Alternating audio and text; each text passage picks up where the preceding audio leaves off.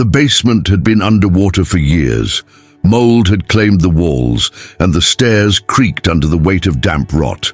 It wasn't until early April, after an unusually dry winter, that the water finally receded far enough to allow inspection. That was when maintenance staff at Ashcroft Hollow Academy uncovered a corroded iron key wedged between the bricks of the furnace room, a room long sealed, long forgotten.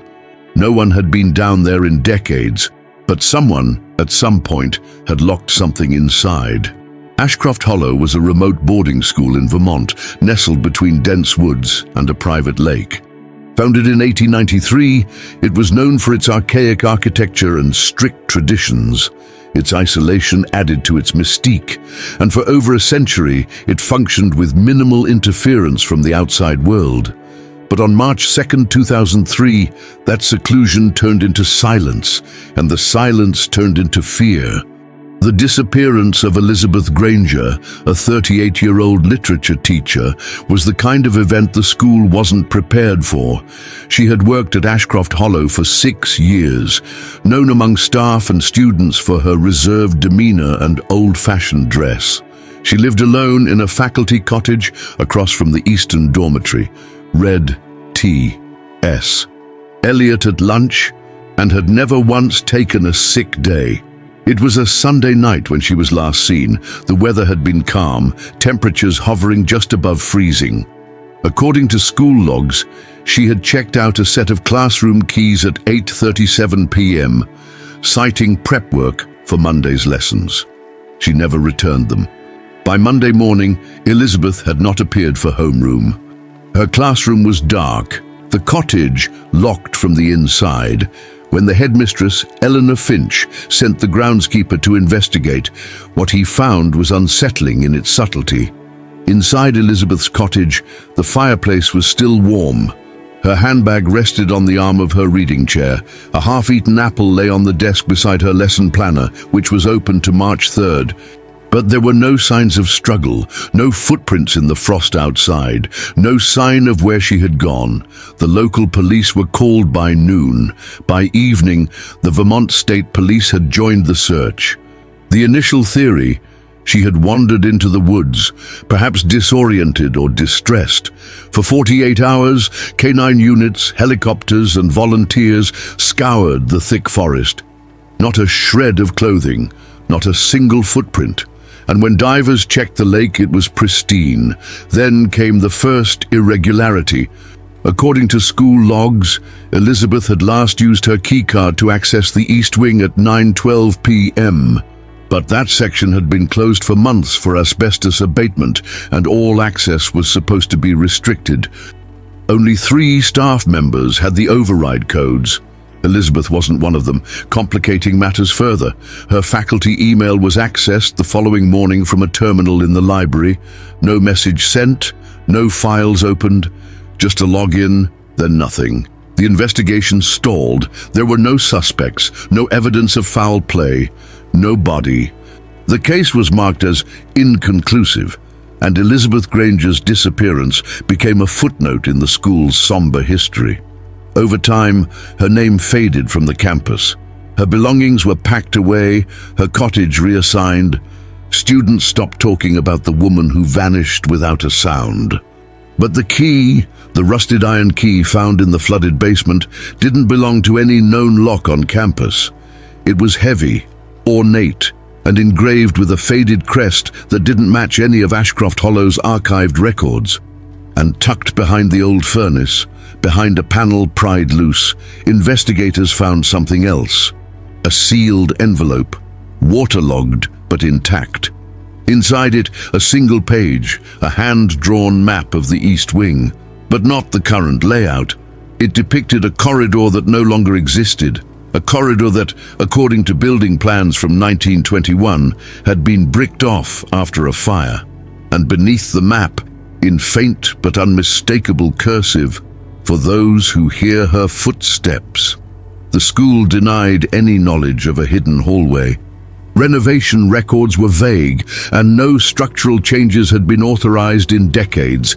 But as state investigators returned to Ashcroft Hollow, accompanied by forensic engineers and demolition permits, The unease spread across the faculty. A mystery long buried had been stirred, and the walls of the school might hold more than just secrets. The diagram found behind the furnace set the tone for what would become the second formal investigation into Elizabeth Granger's disappearance. It was April 12th, 2025, nearly 22 years to the day since she had vanished, and Ashcroft Hollow Academy once again found itself under scrutiny. The Vermont State Police returned to the campus, this time with specialized forensic architects. Within hours of scanning the East Wing, their suspicions were confirmed. Ground-penetrating radar revealed an anomalous void in the structure, a rectangular cavity where, by all current architectural accounts, there should have been solid wall. The dimensions matched the corridor drawn on the map found in the basement. Demolition began quietly, away from students and faculty. On the evening of April 14th, they broke through the eastern wall behind room 2E, formerly used for physics instruction. What they found was a narrow, dust-choked passage sealed with old brick and iron supports, untouched for decades. The floor was uneven, the plaster peeled in long curls. There were no windows, no light fixtures. Only a hallway, about 15 meters long, ending in a doorless arch. Beyond the archway, a single chamber, bare, silent, and lined with cracked tiles.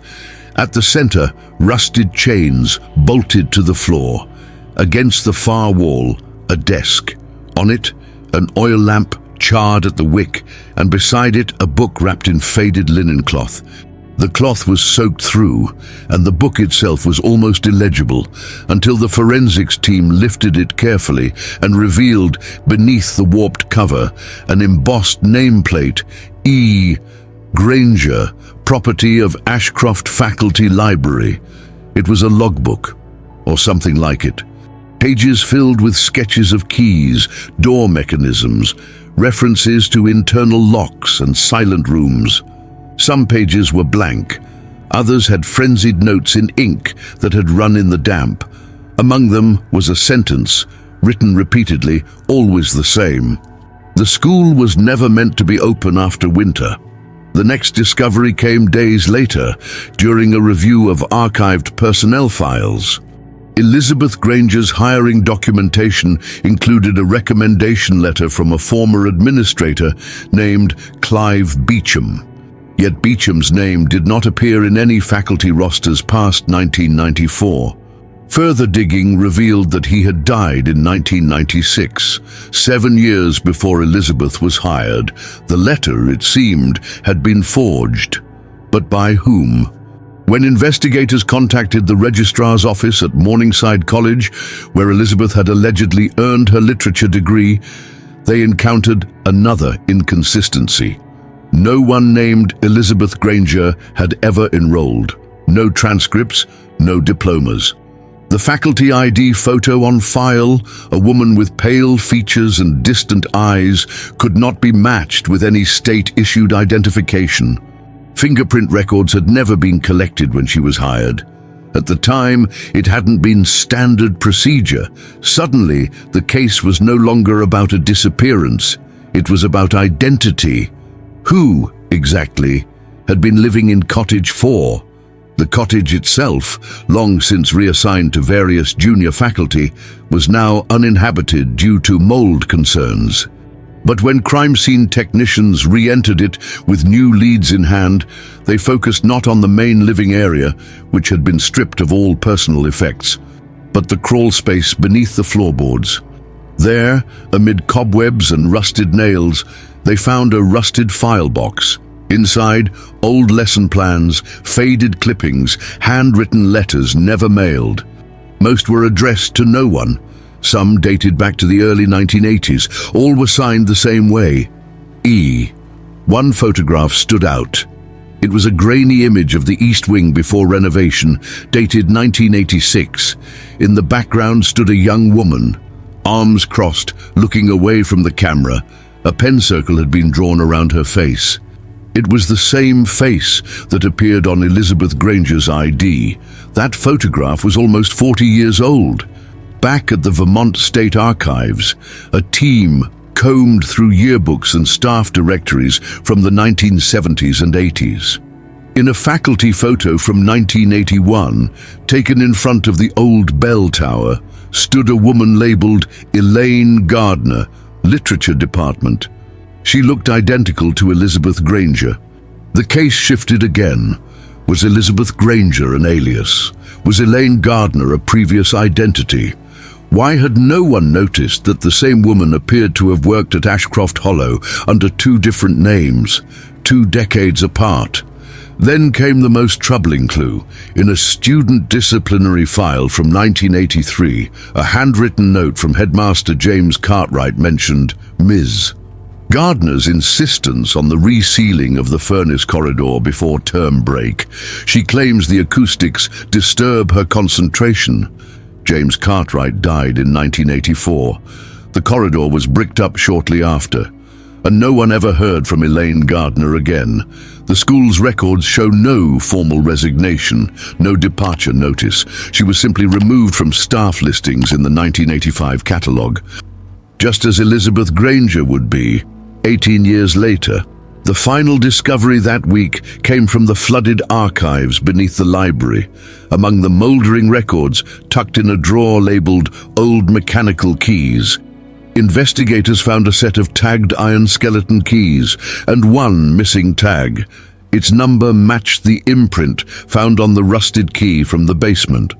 The door it once opened remains unknown, but the final page of the logbook found in the sealed room offered a chilling clue, handwritten and underlined 3 times. The doors can be locked, but not forever. The Vermont State Police were no longer dealing with a missing person case. What had begun as the rediscovery of a rusted key in a flooded basement had spiraled into something stranger, the unraveling of a decades-old double identity, sealed corridors, and evidence of concealed architecture. But the deeper they dug, the more resistance they faced, not from nature or time, but from Ashcroft Hollow Academy itself. By late April 2025, media pressure mounted. The story had spread beyond local news. The disappearance at Ashcroft Hollow, the teacher who lived twice, and vanishing rooms became national headlines. Reporters set up outside the iron gates. Alumni demanded answers. Parents threatened withdrawals, but the Academy's Board of Trustees remained silent, evasive in interviews, careful in statements. Inside the investigation, friction was growing between the school and the state team. Requests for old blueprints were delayed. Certain sections of campus, declared structurally compromised, were suddenly deemed inaccessible. A legal team was now present during every walkthrough. What were they trying to protect? Then, a new witness emerged. A former student, Matthew Coyle, now in his late 30s, contacted authorities after recognizing Elizabeth Granger's face on the news. "That's not the name we knew her by," he told detectives. In 1997, she went by Ms. Gardner. Matthew had attended Ashcroft Hollow for 1 year only, 9th grade, before transferring out. He remembered Ms. Gardner as quiet, reclusive, never raising her voice, but he remembered something else too. Her habit of unlocking a small wooden door at the end of the east corridor after dusk, a door no one else used. "It looked like a supply closet," he said. "But I once saw her come out with a notebook and a metronome." More troubling, he recalled that during his spring semester, another student went missing, a boy named Daniel Price, 15 years old. Daniel's file had been sparse, a single semester enrolled, then voluntarily withdrawn. Matthew claimed otherwise. "We were told he went home." But his roommate said his stuff was still there. Then one day, it was all gone. Daniel Price's name had never appeared in prior police investigations. When records were requested from Ashcroft Hollow, the school claimed no file existed, no transcript, no enrollment forms, but a single line in a 1997 student directory listed Price, D, 3rd floor dormitory, South Wing. No further details.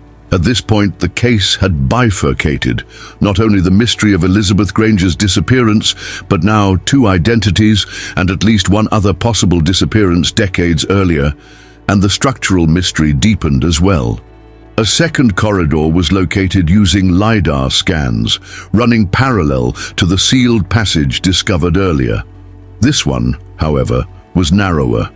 A hidden staircase led downward at a slight angle, beneath the east wing. Investigators followed the stone steps until they reached a small chamber. This room was different, newer, reinforced with steel rods and damp insulation. In the center stood a wooden chair bolted to the floor. Along the walls, soundproofing foam. A recording mic, long dead, was mounted on an armature above the chair. It had been a recording room. Taped beneath the chair, degraded by moisture but still intact, was a cassette labeled in red marker, e.g. Session 4. The tape was rushed to the forensic audio lab in Montpellier. Technicians spent a full night cleaning and decoding it. The contents were limited, only 6 minutes of audio, but what they heard changed the course of the investigation. The voice was female, calm, composed, identified, tentatively, as Elizabeth Granger. The session began mid-sentence. "They'll never open it. I've removed the blueprints. Vinch won't ask questions. She never does. If anyone sees it, I'll say it's ventilation. But the sounds are stronger now." A rustle, then a long pause. "I've heard the same phrase 3 nights in a row. Tell them I'm still here." Always the same voice, always behind the wall. The final seconds of the recording are quieter, more strained. The voice whispers almost inaudible. "She called herself Elaine. I didn't. But maybe that's what I was before." Then silence. No further recordings were recovered. The school board responded by issuing a public denial. No evidence suggests that Ashcroft Hollow staff or faculty were ever involved in illicit surveillance or clandestine confinement. All claims remain under investigation. Privately, however, detectives had hit a wall. The missing student, Daniel Price, remained untraceable. Elizabeth Granger's real name, identity, and origin were still unknown. Her fingerprints matched no state or federal records. The recording only confirmed one thing: she knew something was hidden. Possibly multiple things. Possibly people. The final break in the case came not from Ashcroft Hollow itself, but from the town of Lyndonville, 20 miles west. A retired construction foreman named Donald Vachon contacted investigators after reading about the corridor. In 1995, his company had been subcontracted by a private educational institution for emergency reinforcement work following a burst pipe. The job was unusual. The workers weren't allowed to speak to faculty or students. They were escorted in and out, paid in cash, and asked to sign non-disclosure forms. Vachon recalled one specific request: sealing a door at the base of a secondary staircase. They said it led to storage, but the walls had weird cuts, like windows had been filled in. Who puts windows underground? His crew had used concrete and insulation to close off the entire room. Once finished, they were told to leave the support beams intact, but not reinforce the floor. "Just in case we need to break through again someday," the client said. Vachon provided a sketch from memory. It matched the layout of the second chamber precisely. On May 2nd, the Vermont State Police returned to Ashcroft Hollow with a full excavation order. They would break through the final sealed chamber, and what they found inside would erase all doubts about what and who had been hidden beneath Ashcroft Hollow Academy. On the morning of May 4th, 2025, under the supervision of Vermont State Police, forensic specialists, and 2 structural engineers, demolition began on the last sealed chamber beneath Ashcroft Hollow Academy. The concrete had held for 30 years, but within hours, the wall gave way. The chamber was deeper than expected, a sub-basement not listed on any campus documentation, accessible only through the reinforced staircase previously discovered. Inside, the air was stagnant. The room was narrow and high-ceilinged, with exposed pipes crossing overhead. A drain in the center floor suggested it had once served as a utility chamber. But the makeshift furniture, the mattress nailed to the wall, the remnants of notebooks strewn in the corners, these were not artifacts of maintenance. They belonged to someone who had lived here, or been kept here. The forensic team moved slowly, documenting every object. A broken pair of glasses, 3 cracked ceramic mugs, old paperbacks, pages swollen from moisture. And in one corner, half covered by debris, a small leather satchel containing identification cards, all issued under the name Daniel Price. Dental records would later confirm it. Daniel Price had died in this room. His remains were found behind a concealed panel near the drain, a cavity sealed off with plywood and insulation, wrapped in tarps. Forensic anthropologists estimated he had died sometime in early 1998, no more than a year after his enrollment at Ashcroft Hollow. The cause of death, while technically undetermined due to the condition of the remains, was consistent with long-term neglect and lack of medical care. With this discovery, the case officially shifted from missing persons to unlawful death by confinement. The Attorney General of Vermont opened a criminal inquiry into the conduct of Ashcroft Hollow's past administration, particularly under the tenure of Headmistress Eleanor Finch, who had quietly retired in 2006 and was now in advanced cognitive decline in a private facility. The recovered materials in the room, Daniel's satchel, his notes, and 2 audio cassettes, painted a fragmented picture of his final year. Most entries were undated, scribbled hastily in notebooks or on loose paper. "She said it's safer down here. She said they wouldn't understand. I can hear others sometimes. Voices through the wall. I think I'm not alone. She brought me books. They said I need to stay still, but I can't breathe properly. On the final page, I asked her name. She paused and said, 'I've been many things.' What investigators now believed was this: Elizabeth Granger, or Elaine Gardner, had maintained 2 identities within Ashcroft Hollow over the span of nearly 3 decades. Somehow, she had survived the administrative turnover, fabricated credentials, and constructed a mythology around her presence that few questioned.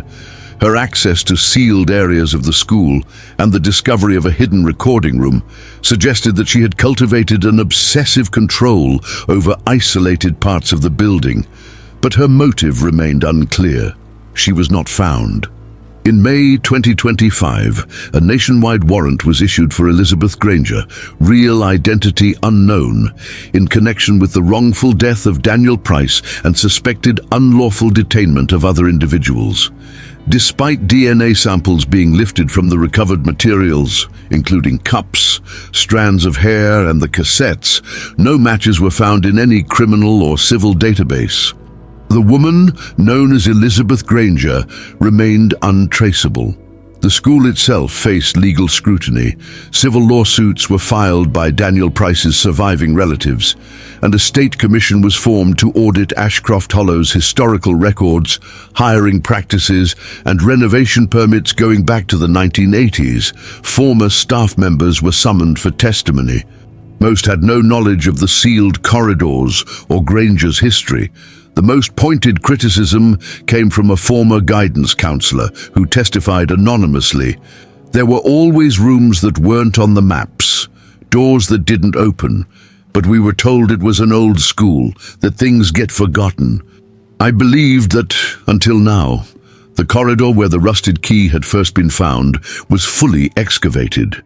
Its door, corresponding to the long missing iron key, opened into a narrow, windowless annex. On the far wall, carved faintly into the plaster beneath layers of peeling paint, was a sentence. She told me if I stayed quiet, I'd be remembered. Ashcroft Hollow Academy suspended operations indefinitely on June 2nd, 2025. Its board issued a formal apology but avoided admission of institutional failure. The buildings, now declared historically significant, were placed under state preservation review. No new students would be admitted. Of the woman known as Elizabeth Granger, no trace has been found since her last logged computer access in 2003. No bank records, no travel history, no confirmed sightings. Her last written signature, dated 2 days before she vanished, was discovered in the margins of a student essay returned late. You must learn to read what is between the lines. Ashcroft Hollow stands empty. The East Wing is sealed again, this time under state order. The corridor exists, the doors can be locked, but not forever.